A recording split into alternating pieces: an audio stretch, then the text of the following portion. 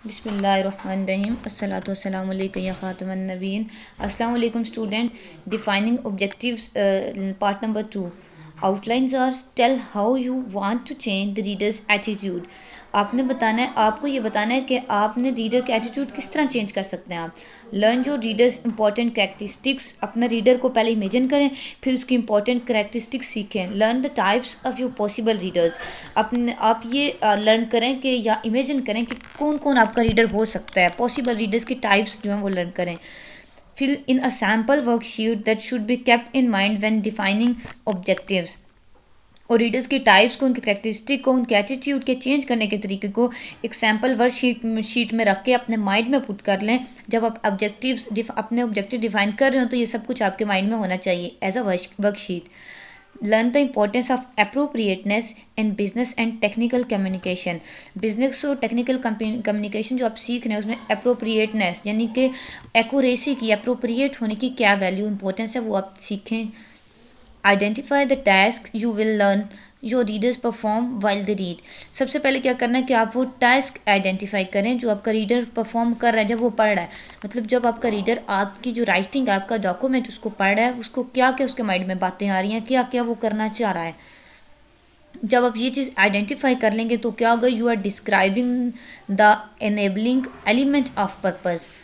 तो आप क्या करेंगे, अपना जो पर्पज़ है उसको डिस्क्राइब करना भी आपको आ जाएगा। जब रीडर का रिएक्शन आप इमेजिन कर लेंगे, उसके टास्क, तो आप अपना पर्पज़ भी डिस्क्राइब करना सीख जाएंगे। At a general level all task are the small for all readers. Readers perform tasks of locating, understanding and using information in many ways depending on the situations. Reader कौन कौन से काम perform करता है, पहले वो लिक्विड देखता है आपके टेक्स्ट को, फिर उसको पढ़ता है, अंडरस्टैंड करता है और क्या करता है, using information in many ways. फिर आपकी इन्फॉर्मेशन को डिफरेंट तरीक़ों से वो इस्तेमाल करता है डिपेंडिंग ऑन सिचुएशन, सर्कमस्टांसिस पे, सिचुएशन के बेस पे वो आपकी इन्फॉर्मेशन को डिफरेंट जगहों पे यूज़ करता है। As discussed earlier, not only do readers vary, but different readers' tasks are helped by different writing strategies. वो कह रहे हैं सिर्फ रीडर की टाइप ही नहीं वेरी करती, उसमें फ़र्क नहीं है, लेकिन उनके जो टास्क हैं वो भी वेरी करते हैं। It should be part of your aim while writing to enable your reader to perform their reading tasks quickly and efficiently. तो आपने लिखना है तो आपने सिर्फ लिखना नहीं है, आपको अपनी राइटिंग के साथ साथ रीडर का टास्क भी डिफाइन करना है, तो वो ताकि वो क्विकली और जल्दी से आपकी जो आपका मेन पर्पस है उसको वो अंडरस्टैंड कर लें। एग्जाम्पल देखें, consider the example of Ayesha, an engineer employed by steel mill. Ayesha को एक स्टील मिल ने इंजीनियर के तौर पर एम्प्लॉय किया है, हायर किया है। Her task is to study 2 types of finances and present a proposal to help the upper management decide which one to buy. 2 तरह की फर्नेसेस होते हैं भट्टियों को, यानी कि इंजीनियर स्टील मिल में भट्टी की ज़रूरत होती है, उसका काम है 2 तरह की, उसने भट्टियों को स्टडी करना है, प्रपोजल तैयार करना है और अपर मैनेजमेंट को बताना है कि दोनों में से कौन सी उनके लिए अच्छी है, कौन सी वो ख़रीदें अपनी मिल के लिए, कौन सी वो भट्टी बाय करें। She has 2 options to present the immense amount of information she has agreed. Divided pattern, alternating pattern, ये 2 उसके पास ऑप्शन है, वो इस तरह उनको अपनी इंफॉर्मेशन को पुट कर सकते हैं। ये हम देखते हैं क्या इसमें दोनों में।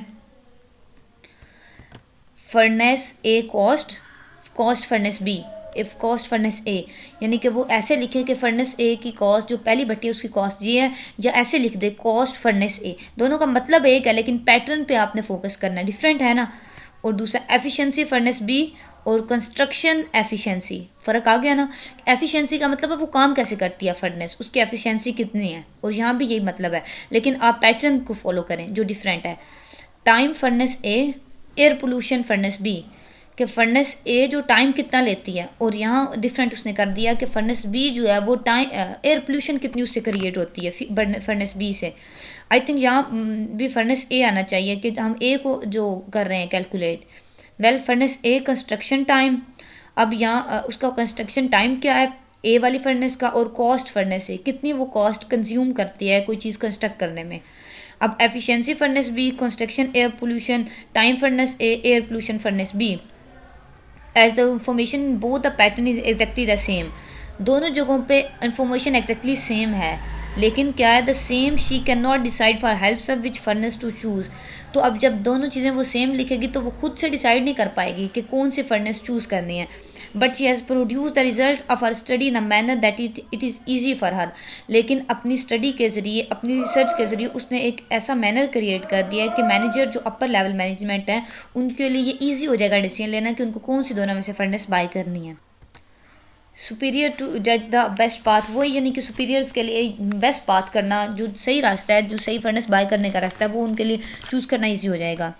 Should she choose a writing pattern which is easier to write, but then easy of writing is a writing centered consideration, not a reader centered one. Means अब उसको आसान तरीका जो लिखने का वो यूज़ करना है, क्या वो तरीका आसान उसको यूज़ करना है जो उसको खुद आसान लगे, यानी कि राइटर सेंटर्ड वो कंसिडरेशन। राइटर सेंटर का वो मतलब है जो उसको खुद अपीलिंग वे लगता है वो करे। चूज़ है रीडर सेंटर्ड वन, यानी कि जो रीडर के लिए फिजिबल है, उसके लिए अंडरस्टैंडेबल है, उसके लिए ईजी है चूज़ करने के लिए, वो यूज़ करे। तो डेफिनेटली उसको रीडर पे फोकस करना है, रीडर सेंटर्ड वे अडॉप्ट करना है उसको, समझ गए। She should choose an alternating pattern keeping in view the reader centered approach। तो ऊपर जो हमने पैटर्न पढ़े उसमें से जो बाद वाला अल्टरनेटिव पैटर्न है उसको वो वाला अडॉप्ट करना है, क्योंकि रीडर सेंटर अप्रोच उसको चूज़ करनी है। ऐसी अप्रोच जो रीडर के लिए फिजिबल हो, उसके लिए आराम से समझ आ जाए और जिससे वो ईजिली उसका पॉइंट अंडरस्टैंड कर सके, वो अप्रोच उसको फॉलो करनी है। She knows that her readers will surely want to compare the two furnaces in detail in terms of various criteria they consider important। क्योंकि उसको पता है उसका रीडर दो भट्टियों के बारे में, दो फर्नेसेस के बारे में डिटेल जमा कर रहा है, दोनों को कंपेयर करना है, क्योंकि दोनों में से जो बेटर वन होगी वो उसने परचेज करनी है, वो बाय करनी है। तो अब उसको ऐसी अप्रोच यूज़ करनी है जो उसके रीडर की जो रिक्वायरमेंट है उनको मीट अप कर रही हो अप्रोच, और उसको ईजीली अपना जो डिसीजन है लेने में आसानी हो, ईजीली वो अपना डिसीजन ले सके। To make your writing reader center you should, तो आपको अपनी राइटिंग को क्या बनाना है, रीडर सेंटर बनाना है, नॉट राइटर सेंटर, ठीक है। रीडर के लिए सेंटर बनाना है, उसके लिए इजी बनाना है। अच्छा, ये रीडर सेंटर राइटिंग को बनाने के लिए आपको क्या करना है, identify the question your reader will ask. वो सवाल आपने इमेजिन करना है, आइडेंटिफाई करना है जो आपके रीडर के माइंड में आएंगे आपकी राइटिंग पढ़ के। Identify the strategy to answer all this question.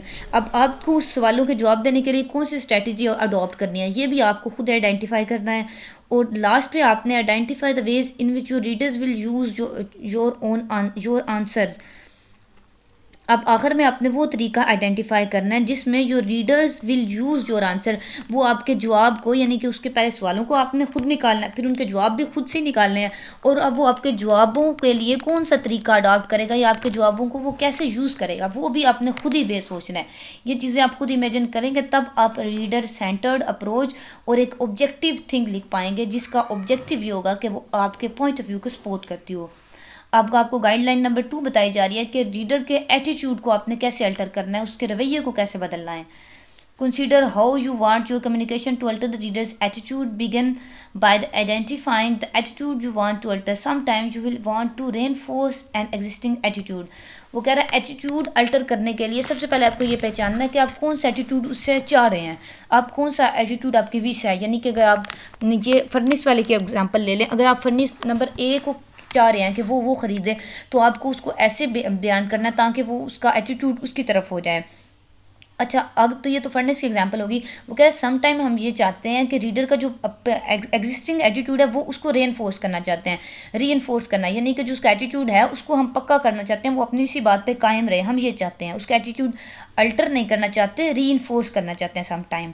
तो क्या करना है, for example you might am your presentation in a way that the reader feel more favourably impressed by your qualifications. बाज़ू का तो आप अपनी प्रेजेंटेशन को इस तरह पेश करते हैं कि आपका रीडर आपकी क्वालिफ़िकेशन से इम्प्रेस हो। बेशक उसको आपकी क्वालिफ़िकेशन का ऑलरेडी पता है, लेकिन आप उसको उसकी जो इन्फॉर्मेशन है उसको रीइंफोर्स करना चाहते हैं कि वो इम्प्रेस भी हो आपकी क्वालिफ़िकेशन में। अच्छा, at other times you might try to reserve an attitude you want your readers to abandon. और बाज़ात आप उसी एटीट्यूड को रीइंफोर्स करना चाह रहे होते हैं, और अदर टाइम्स आप क्या चाह रहे होते हैं, उसको अबंडन करना, यानी कि किसी चीज़ के उसके एटीट्यूड को मतलब अल्टर करना चाह रहे होते हैं। कोई चीज़ से आप उसको बाज रख रहे होते हैं, मना कर रहे होते हैं। रिवर्स एटीट्यूड, उससे मुखालिफ एटीट्यूड चाह रहे होते हैं, जो उसका है उससे मुखालिफ चाह रहे होते हैं। अच्छा, इसकी एग्जांपल है कि you might want to persuade them to like something they do not like. जो चीज़ उन्हें पसंद नहीं है आप उनको उस बात पे उभारे होते हैं कि वो चीज़ उनको पसंद हो, यानी कि इसका आपके ऑर्गेनाइजेशन का इसी में फ़ायदा होगा। you might need to persuade them that a problem exists where they feel that everything is fine. तो बाज़ आप उनको इस चीज़ पे उभार रहे होते हैं, कन्विंस कर रहे होते हैं कि जहाँ पे वो सोच रहे हैं कि सब कुछ ठीक है, लेकिन आप ये कह रहे होते हैं कि नहीं यहाँ पे प्रॉब्लम है, कि आप लोग भी इस बात को मानें कि यहाँ पे प्रॉब्लम है, यानी कि आप उनके एटीट्यूड को अल्टर कर रहे होते हैं यहाँ पे. Finally, at times you might need to shape your readers' attitude about a subject they have not thought about seriously. तो यानी कि आप उसके ऐसे एटीट्यूड को शेप करना चाह रहे होते हैं जिसके बारे में उसने कभी सोचा ही नहीं था, आप उससे वो करना चाह रहे होते हैं. तो ये सब कुछ आप कब करेंगे? जब आपकी राइटिंग मीनिंगफुल होगी, ऑब्जेक्टिव होगा, उसका पर्पस होगा और उसको थॉरली फॉलो करेंगे. इसी बात को मज़ीद एक्सप्लेन करने के लिए आगे कॉलम है the way things are now. अब चीज़ें कैसी हैं. और यू एक्ट यू राइट, आपके काम आप लिखेंगे कोई चीज़ या आप कुछ करें, तो आपने जो करना है वो ये है. और the way you want things to be, और आप चाहते क्या कि कैसा हो जाए, यानी कि अल्टर द एटीट्यूड की एग्जांपल है. देखते हैं इसको. Your reader is a manager who wants to decide whether or not to purchase a certain piece of equipment. कि आपका रीडर जो है वो एक मैनेजर है, वो ये चाह रहा है कि एक वो अब अभी कश्मकश में है कि एक इक्विपमेंट कहते हैं, कोई टूल्स जिसको जैसे कहते हैं, कोई मशीनरी हो गई ऐसा, वो अब कश्मकश में है कि वो उसे ख़रीदे या ना ख़रीदे. तो आपको करना ये है, you write a memo evaluating the equipment in terms of the benefits it will bring the company. तो आपको एक मेमो लिखना है जिसमें आप उस इक्विपमेंट की खूबियाँ लिखेंगे और वो टर्म्स लिखेंगे जिसमें वो आपकी कंपनी के लिए बेनिफिशियल है, आपकी कंपनी को फ़ायदा दे सकता है. तो आपके इस एक्ट के बाद क्या होगा? The manager decides to buy the equipment and feels confident that he has made the right decision.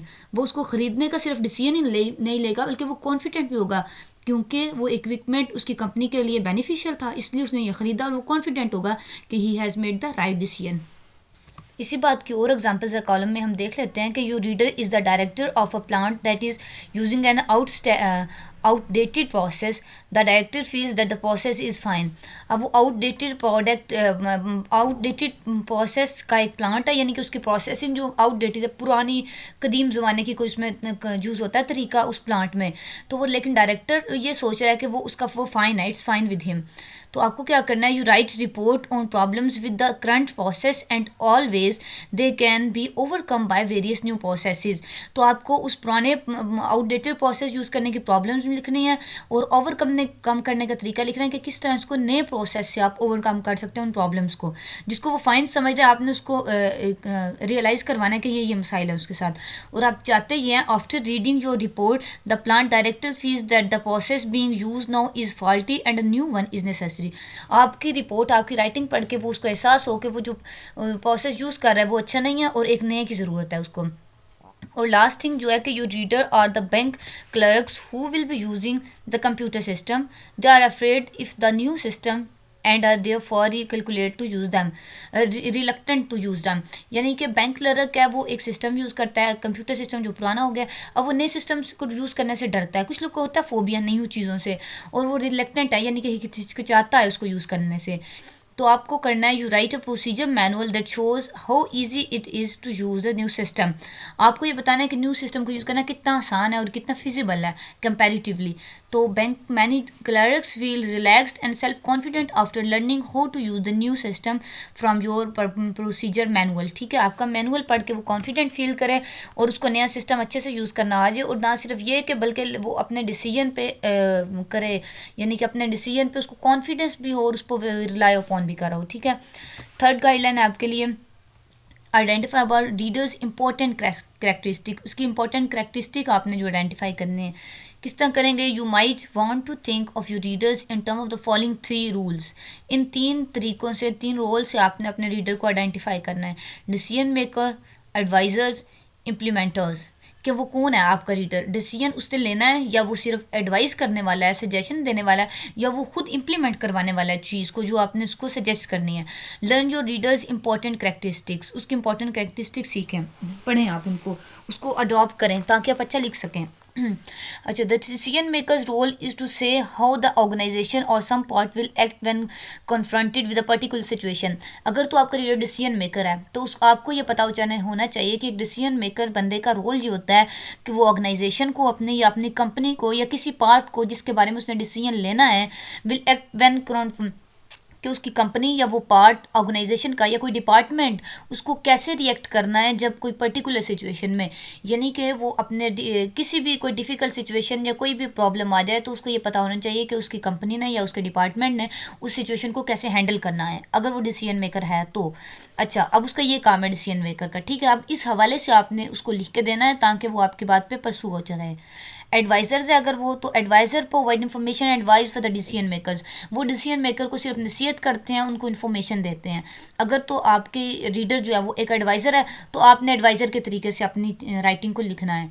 अगर वो इम्प्लीमेंटर्स है तो implementer carry out the decision that have been made, जो डिसीजन बन चुके हैं उनको इम्प्लीमेंट करते हैं, उनको लागू करवाते हैं इम्प्लीमेंटर्स। तो अगर इनके लिए आपने लिखना है तो डेफिनेटली आपको इन दोनों राइटिंग से डिफरेंट राइटिंग लिखनी पड़ेगी।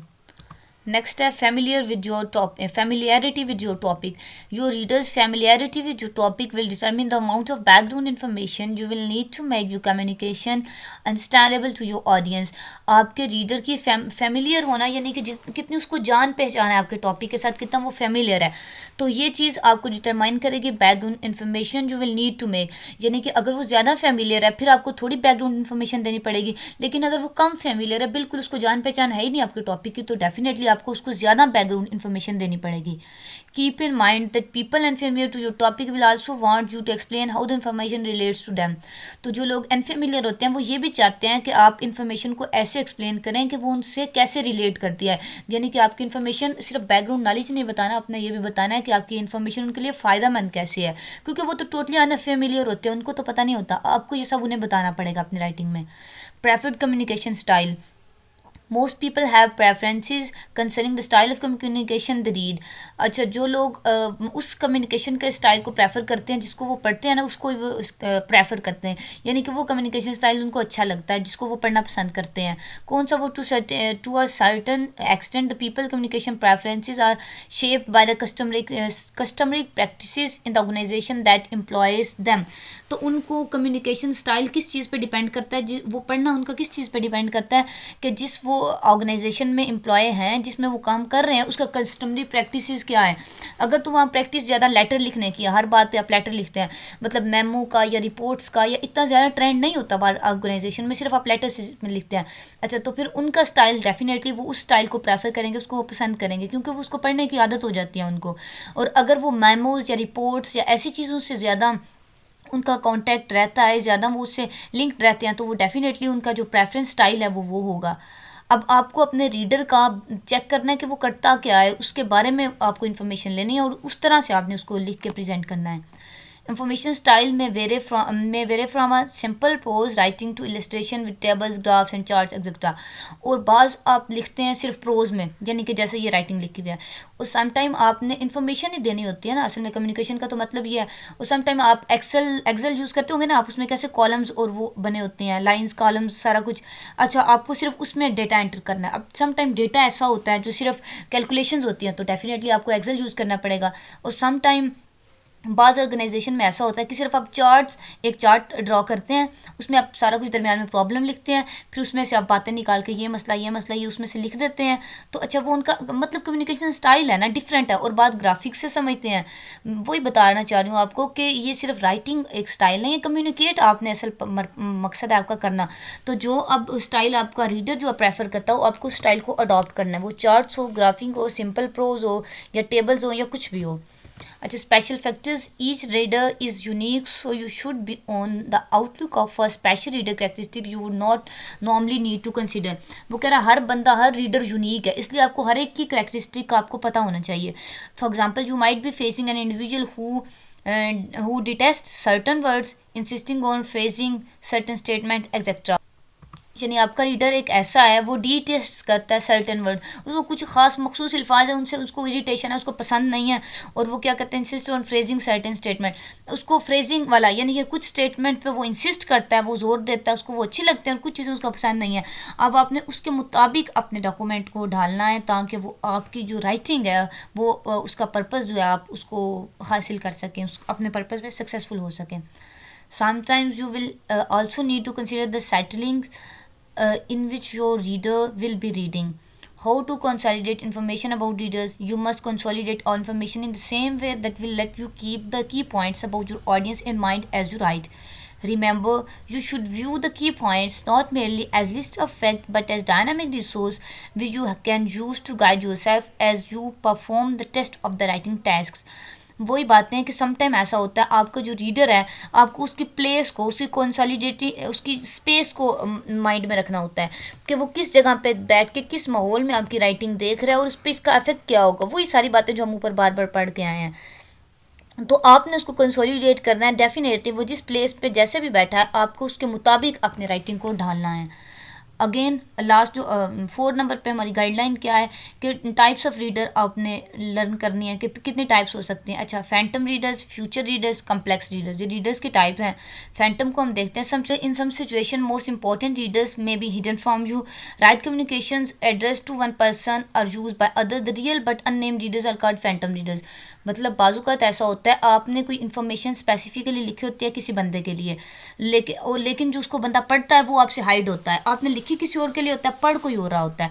अच्छा, अब जो कोई और जो हिडन होता है ना, कोई और अदर जो होता है आपको उसका नहीं पता होता, अननेम होता है, लेकिन एक्चुअल में रियल में वो पढ़ रहा होता है, आपकी कम्युनिकेशन उस तक पहुंचती है लेकिन आप उसको माइंड में नहीं रखते, अननेम्ड होता है। तो ऐसे जो रीडर होते हैं उनको कहते हैं हम phantom reader. Phantom reader a real but unnamed reader who use communicate address to other. For example देखते हैं आपको ज़्यादा क्लियर हो जाएगा कि you might have written your document for the decision makers in your company but they pass your material on to the advisers. आपने एक document लिखा अपनी कंपनी के डिसीजन मेक जो करते हैं, डिसीजन मेकर्स हैं उनके लिए, यानी कि जो डिसीजन लेते हैं उन लोगों के लिए, मैनेजर्स हो सकते हैं इसमें। अच्छा, लेकिन उन्होंने क्या किया, वो डॉक्यूमेंट एडवाइजर्स को दे दिया। अब असल में आपने किसके लिए लिखा था, डिसीजन मेकर्स। आपके जो ऑडियंस थे डिसीजन मेकर्स थे, लेकिन वो रियल में कौन ऑडियंस बन गया, एडवाइजर्स आइडिया बन गए। ये अननेम्ड है ना, क्योंकि आपने तो नेम डिसीजन मेकर्स के लिए लिखा था, मतलब बेशक मेंशन नहीं किया, आपके माइंड में तो यही था ना कि आपका नेम डिसीजन मेकर्स था, अननेम्ड बन गए एडवाइज़र, लेकिन रियल में इन तक पहुंच रहा है, ये रियल ऑडियंस हैं बट अननेम्ड हैं। तो those these audience are called phantom readers. ठीक है, एडवाइजर्स अब यहाँ कौन होंगे, फैंटम रीडर्स होंगे। You did not know while writing that your material was going to be read by these advisers.